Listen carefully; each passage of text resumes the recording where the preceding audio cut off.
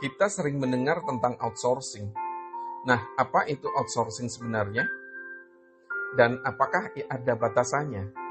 Hai semuanya, saya Adrian. Selamat datang di channel saya, Sharing Ilmu.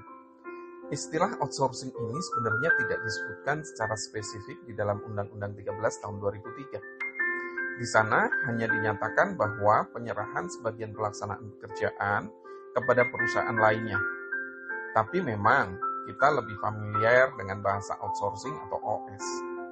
Terkait dengan OS ini di dalam regulasi baru yaitu UU CK nomor 11 tahun 2020 dan lebih lanjut diatur di dalam PP 35 tahun 2021, memang ada beberapa perbedaan dari aturan sebelumnya.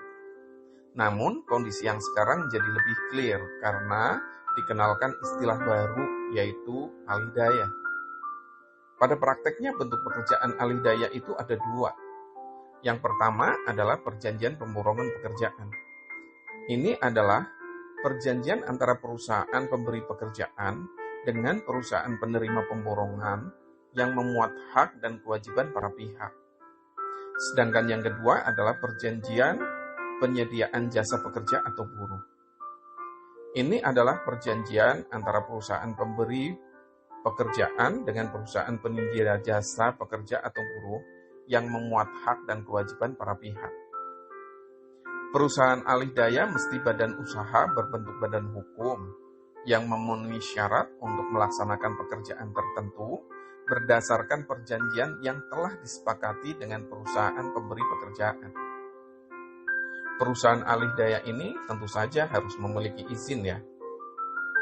Perihal perizinan, sebelumnya diatur bahwa izin perusahaan alih daya diberikan oleh instansi yang bertanggung jawab di bidang ketenagakerjaan.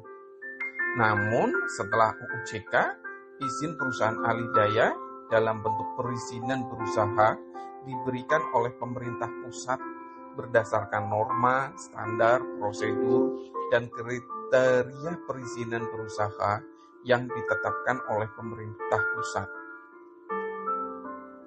Sebelumnya dalam Undang-Undang Ketenagakerjaan mengatur batasan jenis kegiatan yang dapat dikerjakan oleh buruh alih daya.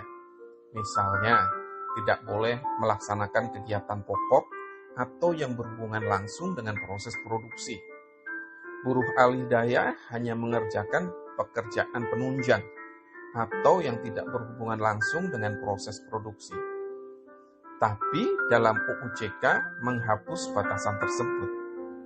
Undang-Undang Cipta Kerja juga menghapus ketentuan dalam Undang-Undang Ketenagakerjaan yang memungkinkan buruh alih daya bisa beralih hubungan kerjanya dengan perusahaan pemberi pekerjaan. Artinya menjadi PKWTT atau karyawan tetap jika syarat pelaksanaan alih daya tidak terpenuhi. Penghapusan tersebut dilakukan karena memang pemerintah tidak ingin masuk dalam ranah perjanjian bisnis atau perdata. Pemerintah hanya mencoba mengatur soal perlindungan bagi pekerja dalam perjanjian kerjanya.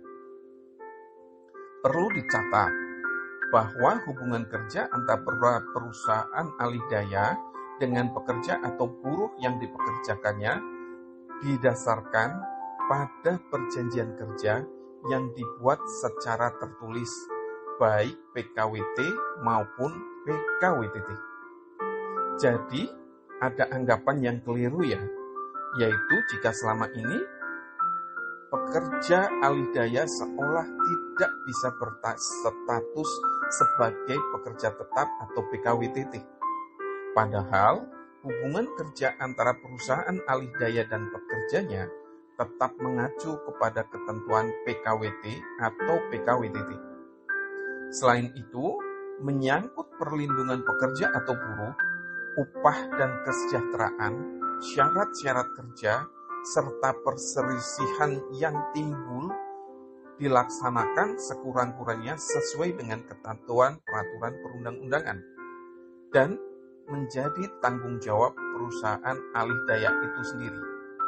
Nah, ini biasanya diatur di dalam PP-nya atau perjanjian kerjanya atau jika mungkin ada di dalam perjanjian bekerja bersama antara mereka.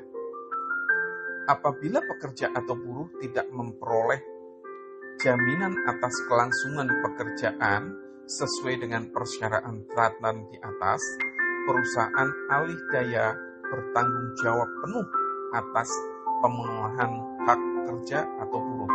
Jadi, tanggung jawab ini tidak berpindah kepada perusahaan pemberi kerja.